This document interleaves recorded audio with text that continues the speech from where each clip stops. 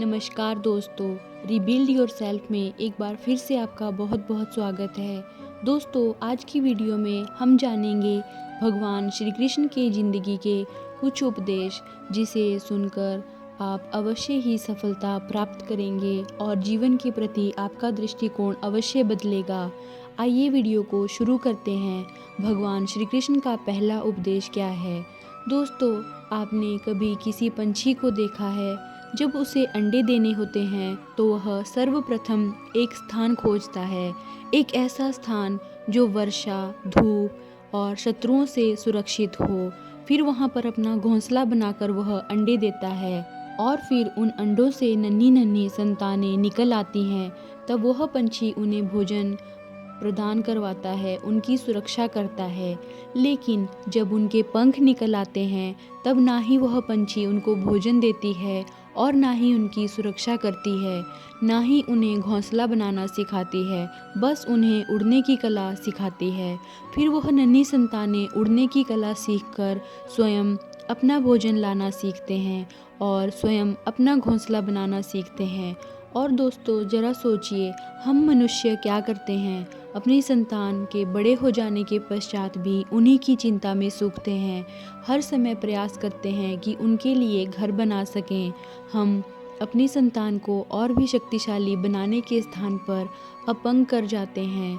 हमें वही करना चाहिए जो एक पंछी करता है, यानी अपनी संतान को उड़ने की कला सिखाइए, यानी अच्छे संस्कार दीजिए। एक समय के पश्चात स्वयं अपना आकाश चुनने के लिए मुक्त कर दीजिए। भगवान श्री कृष्ण का दूसरा उपदेश। दोस्तों, आप जानते हैं कि अनगिनत प्रयासों के पश्चात एक चींटी अपने लिए छोटा सा एक घर बना पाती है, जो अन्य जीवों के लिए बहुत ही सरल सी बात हो सकती है, लेकिन उस चींटी के लिए यह उसके जीवन की सबसे बड़ी घटना है और सबसे बड़ी सफलता भी है।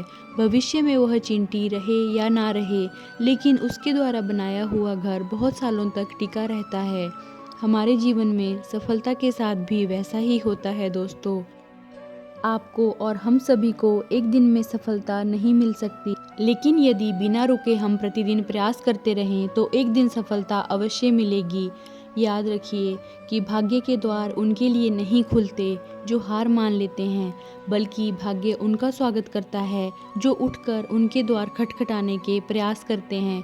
इसलिए हमेशा प्रयास करते रहिए, सफलता एक ना एक दिन आपके पास अवश्य आ जाएगी। श्री कृष्ण का तीसरा उपदेश।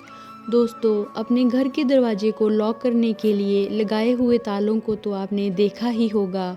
यह ताला प्रहार से भी खुल सकता है और प्यार से भी, अर्थात उस ताले को आप एक चाबी से भी खोल सकते हैं और एक हथौड़ी से भी खोल सकते हैं, लेकिन दोनों तरीकों में खुलने में बहुत ही अंतर है। अगर आप उस ताले को प्रहार से खोलेंगे तो फिर से वह ताला काम में नहीं आएगा, लेकिन यदि उसी ताले को चाबी से खोला जाए तो वह ताला सदा ही काम आएगा। ठीक उसी प्रकार हमारे जीवन में संबंध भी इसी प्रकार के होते हैं। हमारे जीवन के आनंद रूपी धन की रक्षा करते हैं, किंतु प्रेम से। यदि क्रोध से किया जाए तो वह किसी काम के नहीं रह जाते। इसीलिए रिश्तों को सदा प्रेम की चाबी से खोलिए, ना कि क्रोध रूपी हथौड़ी से, क्योंकि हर बार एक ताला तो नया लिया जा सकता है, लेकिन नए रिश्ते हर बार नहीं लाए जा सकते। भगवान श्री कृष्ण का चौथा उपदेश। जीवन क्या है? आखिर क्या है ये जीवन? हम जन्म लेते हैं और बड़े होते हैं। हमारे माँ बाप हमें पालते हैं, उनके धन से हमारा बचपन बीतता है, हम बड़े होते हैं और विवाह हो जाता है। फिर हमारी संतानें होती हैं, उनको पालते हुए हम वृद्ध हो जाते हैं और एक दिन इस संसार से चले जाते हैं। तो क्या यही जीवन है? दोस्तों, यह प्रश्न सबके जीवन में बहुत बारी आता है। अब आपको जल के बारे में कुछ बताना चाहेंगे। दोस्तों, सागर से भाप बनकर उठता है, मेघ बनकर बरसता है और फिर से नदी बनकर सागर में समावेश करता है, किंतु कभी ये प्रश्न नहीं करता कि उसका जीवन क्या है, उसका उद्देश्य क्या है। आइए कैसे जानते हैं।